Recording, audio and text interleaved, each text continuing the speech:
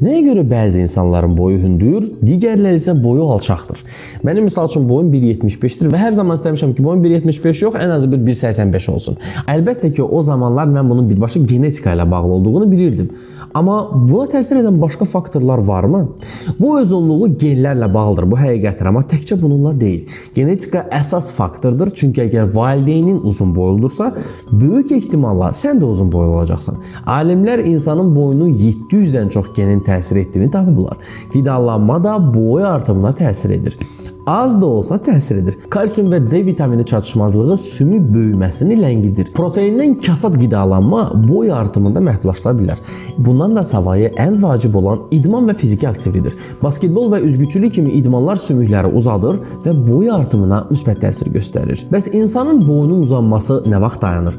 Qızlarda bu təqribən 16-18 yaşında, oğlanlarda isə bu 18-21 yaşında dayanır. Bəs sən boyunun genetik olduğunu düşünürsən, yoxsa qidalanma ilə idman daha çox təsir olduğunu düşünürsən? Şərtdə öz fikirləri və aşağıda yaz.